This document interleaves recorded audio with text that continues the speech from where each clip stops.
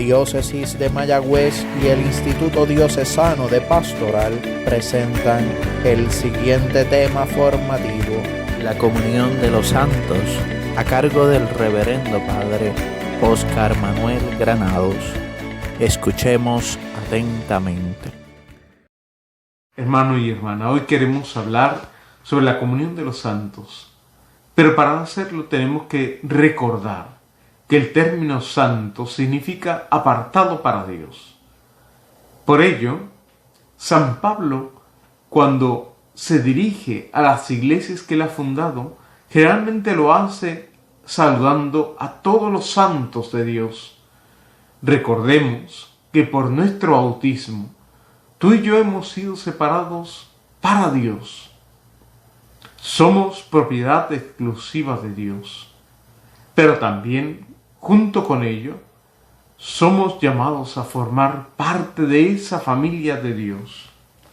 Nosotros, cuando hablamos de la comunión de los santos, hablamos entonces de la misma iglesia viviente. Hablamos del cuerpo de Cristo. La comunión de los santos es la unión mutua de todos los que formamos parte de la iglesia de Cristo. Y todos los bautizados formamos parte del cuerpo de Cristo, aunque no todos tenemos los mismos dones ni carismas. Por eso es necesaria la común unión del pueblo de Dios, a quien se le llama en la Biblia los santos. El libro de los Hechos de los Apóstoles nos narra cómo la iglesia primitiva vivía en una comunión mutua. Y así podemos leer en el capítulo 2, versículo 42 al 47. Se mantenían constantes en la enseñanza de los apóstoles, en la comunión, en la fracción del pan y en las oraciones. Todos los creyentes estaban de acuerdo y tenían todo en común. A esto se le llama comunión de los santos. La común unión de la familia de Dios que vive en unidad aunque seamos muchos miembros. Así, en la carta a los Efesios capítulo 2, versículo 19 podemos leer: no son extranjeros ni forasteros, sino ciudadanos de los santos y miembros de la familia de Dios. Como vemos, esta familia de Dios no es solo una familia terrestre, sino una familia que está en la presencia de Dios en el cielo. A su vez, este estar en la presencia de Dios es un estar activo, no pasivo, a manera de estar dormidos, como a veces se predica en algunas tradiciones cristianas. No, nosotros que tenemos una certeza de creer que los que están con Dios están más vivos que nosotros, lo hacemos porque sabemos que estar en la presencia de Dios es estar vivo, no muertos, porque nuestro Dios es un Dios de vivos. La Biblia, en concreto el Nuevo Testamento, nos va a hablar de que el sepulcro o el seno de Abraham no es un lugar de muertos,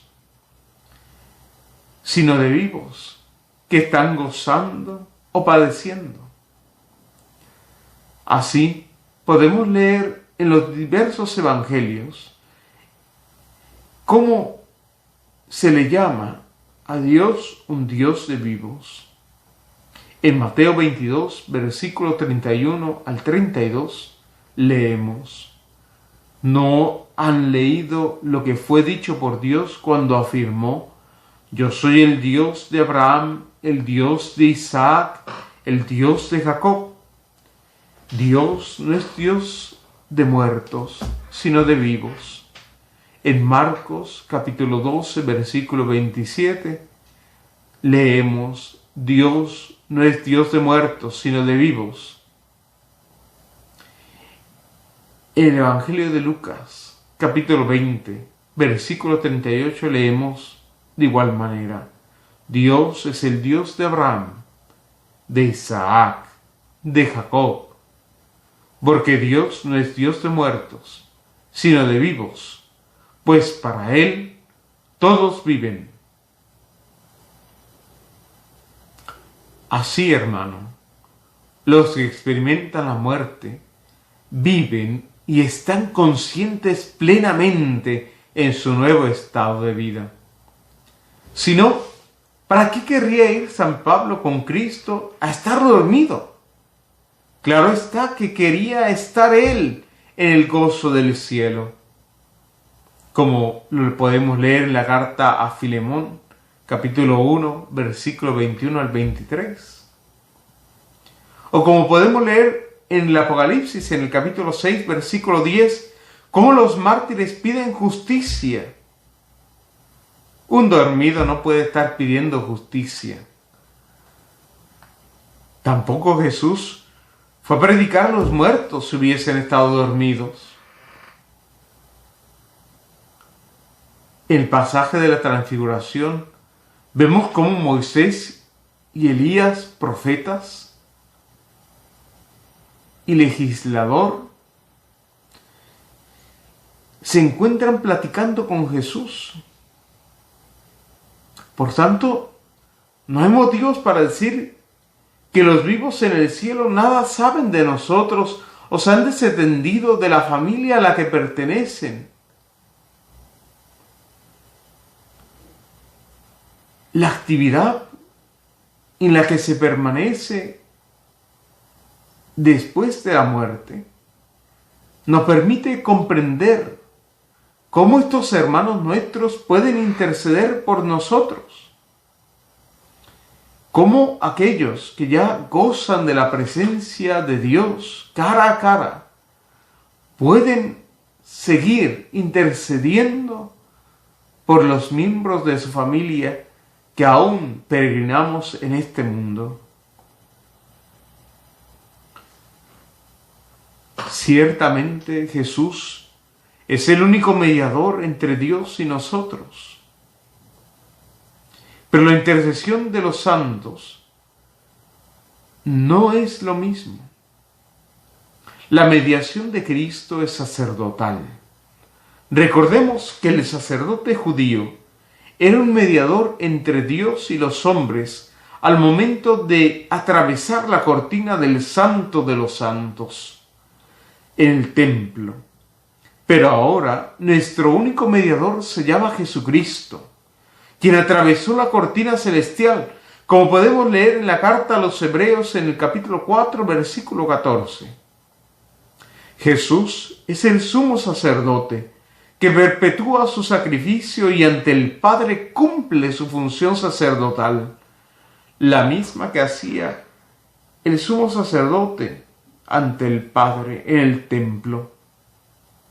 Hacer su servicio mediador entre él y el pueblo judío. San Pedro,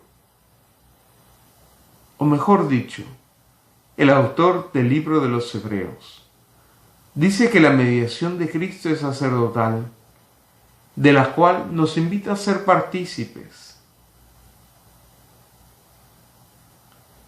No podemos tomar las palabras sin saber el sentido y la utilización que se le daba en esa época, pues intercesores ante Dios somos todos, pero mediador por nuestros pecados y nuestra salvación hay uno solo, como podemos leer en la primera carta de Juan, en el capítulo 2, versículo 1. Hoy mayormente se entiende por mediación ponerse en medio de algo. Si fuera Jesús nuestro único intercesor, confundiéndolo con la palabra mediador, no tiene sentido que Jesús nos haya dado un intercesor como el Espíritu Santo, como podemos leer en el Evangelio de Juan, capítulo 16, versículo 7, o en la carta a los Romanos, capítulo 8, versículo 26. En la segunda carta a los Corintios, en el capítulo 1, versículo 9 al 11, podemos leer: para ello, contamos con sus oraciones a nuestro favor. Así, siendo muchos los que interceden por nosotros, también serán muchos los que dan gracias por el don concedido a nosotros. En la carta a los Romanos, capítulo 15, versículo 30 leemos: Les ruego, hermanos, por nuestro Señor Jesucristo y por el amor del Espíritu Santo, que me ayuden, orando por mí a Dios. Y así podemos encontrar diversos textos en la cual los miembros de la Iglesia piden la intercesión, la oración de otros hermanos ante una situación particular. Así también nosotros, sabiendo ya que en la presencia de Dios estamos vivos y nuestro estar en la presencia de Dios es una activa, podemos comprender cómo podemos pedir intercesión a nuestros hermanos que ya están en la presencia de Dios. Al hacerlo, no estamos quitando méritos a Jesucristo, ni le estamos quitando lo que le es propio, la mediación. Dice San Pablo que son muchos los intercesores. ¿Cuál es entonces la contradicción con nuestro único mediador? La palabra mal utilizada es la contradicción bíblica que han encontrado nuestros hermanos separados. Solo ellos encuentran contradicciones en la palabra de Dios. No podríamos imaginarnos que las oraciones por Pedro sean inútiles, pues si hubiera un solo intercesor, un mediador para los hermanos separados, la Iglesia no tendría que interceder por Pedro. Por eso es bueno presentar nuestras oraciones a Dios por otros hermanos. Y más poderosa sería nuestra oración si estuviéramos delante de Dios sentado en su trono, tal como nos narra el Apocalipsis. Las oraciones de la Iglesia son escuchadas también por la intercesión de los que están en el cielo. Como podemos leer en el Apocalipsis, capítulo 5, versículo 8. Los 24 seres vivientes y los 24 ancianos se postraron delante del Cordero. Todos tenían arpas y copas de oro llenas de incienso. Estas son las oraciones de los santos. O en el libro del Apocalipsis, en su capítulo 8, versículo 3. Otro ángel se paró ante el altar con un incensario de oro y le dio mucho incienso para añadirlo a las oraciones de los santos sobre el altar de oro que estaba delante del trono. El humo del incienso con las oraciones de los santos subió de la mano del ángel a la presencia de Dios. Jesús es Dios y está sentado a la derecha de Dios Padre. Los intercesores somos todos los que formamos parte de esa familia de Dios.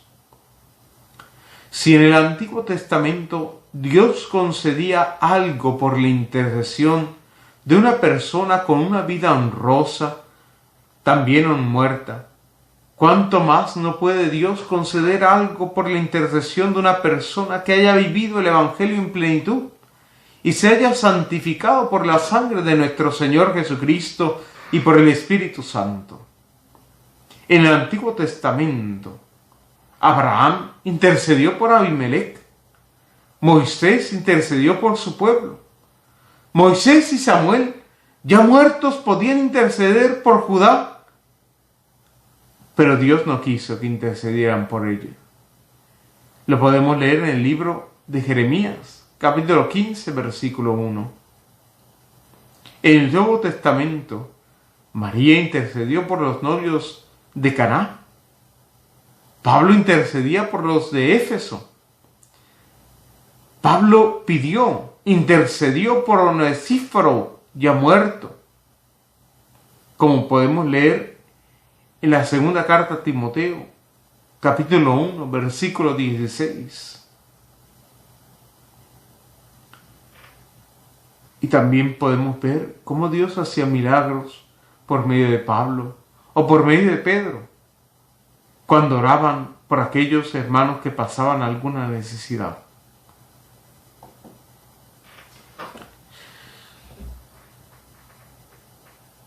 Aquellos que ya gozan de la presencia de Dios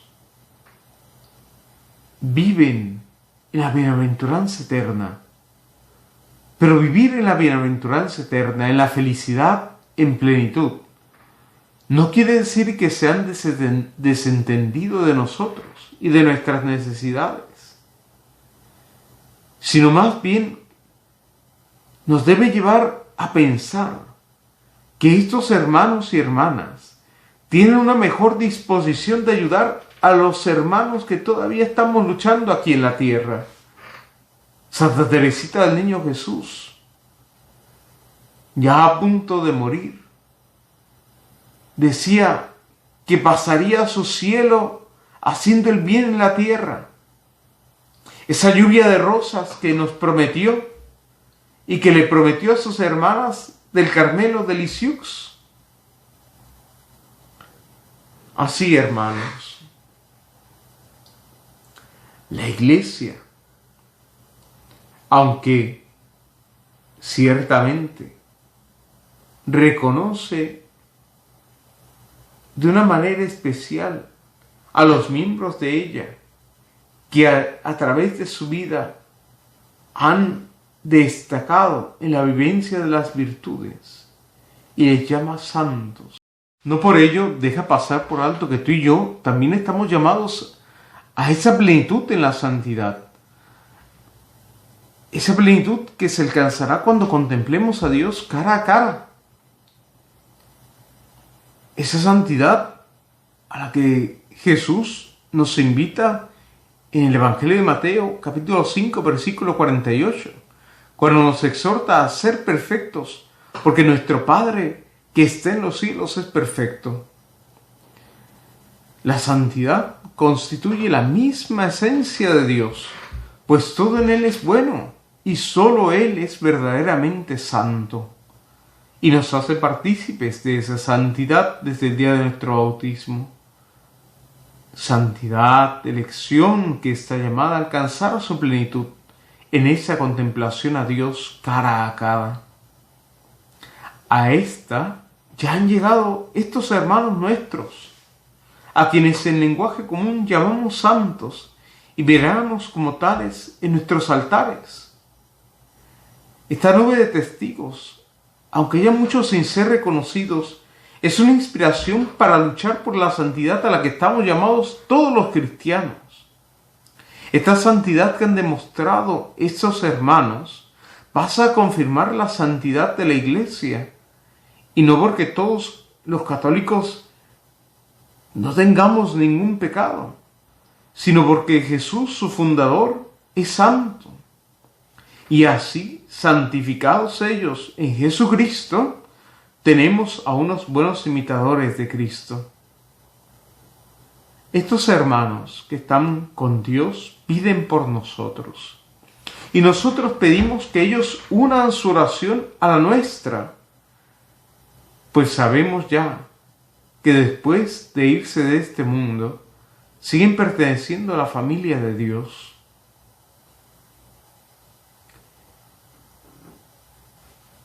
Está claro que los santos piden por nosotros, pero ellos no pueden limpiarnos de nuestros pecados y por lo tanto no pueden darnos la salvación. Así que nuestra oración a ellos lleva obligatoriamente nuestra adoración al único Dios, que también es el Dios de aquel a quien veneramos como santo. Nuestras oraciones deben ir dirigidas con la humildad y la disposición necesaria para imitar las virtudes de ese santo. La Iglesia nunca ha enseñado que los santos sean salvadores nuestros, ni nos ha enseñado que los santos nos consiguen el perdón de los pecados. A ningún santo se le pide eso. Pues así como tenemos un solo mediador por nuestros pecados, asimismo tenemos un solo Salvador nuestro. Cuando oramos a los santos, nunca pedimos misericordia ni perdón, sino más bien pedimos a este hermano nuestro que ore por nosotros ante Dios, quien es nuestro juez y abogado, y el único que puede pagar nuestras culpas y nuestras deudas. Luego, la Iglesia reconoce a estos santos como todos los miembros de la Iglesia. Así seamos los más pecadores, somos parte del pueblo de Dios, a quien se llama santos. Pero como ya hemos visto, la Iglesia hace un reconocimiento especial de esos miembros de la Iglesia que han llevado una vida recta con todas las cualidades de la santidad. Hermanos, finalmente, escuchemos esta enseñanza del Papa San Juan Pablo II en la solemnidad de todos los santos del 1 de noviembre de 1997.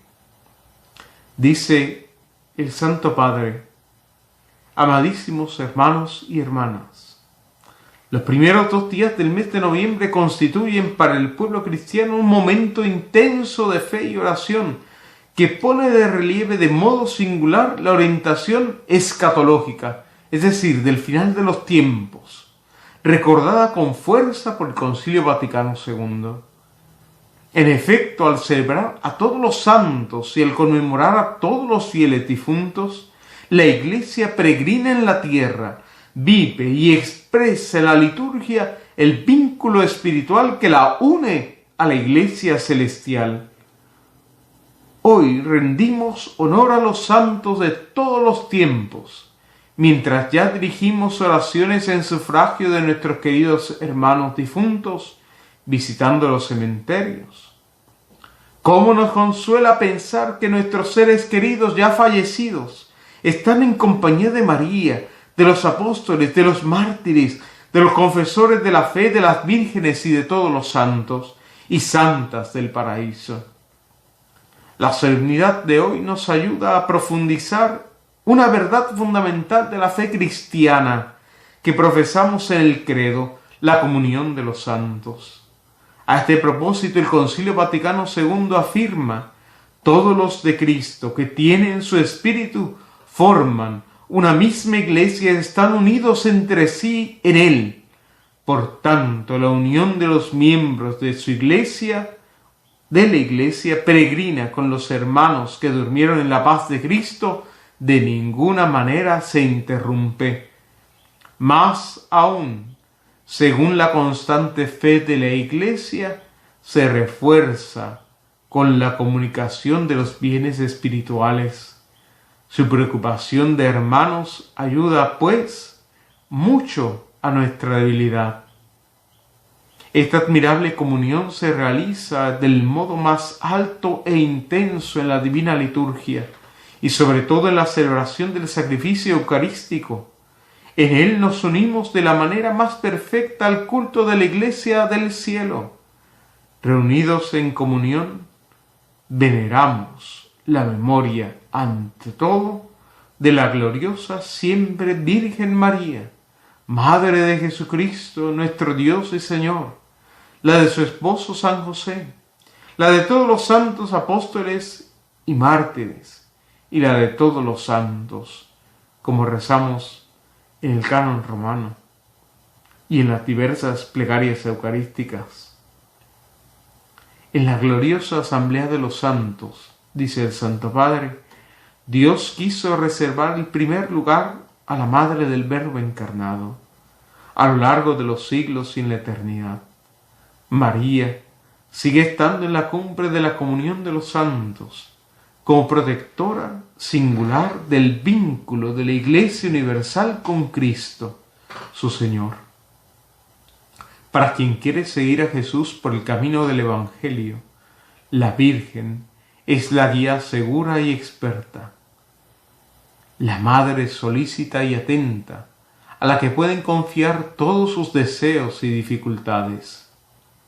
Pidamos juntos a la Reina de todos los santos, que nos ayude a responder con generosa fidelidad a Dios, que nos llama a ser como Él es santo. Dios te salve María, llena eres de gracia, el Señor es contigo. Bendita eres entre todas las mujeres y bendito es el fruto de tu vientre Jesús. Santa María, Madre de Dios, ruega por nosotros pecadores, ahora y en la hora de nuestra muerte. Amén. Santos y Santa de Dios, intercedan por nosotros.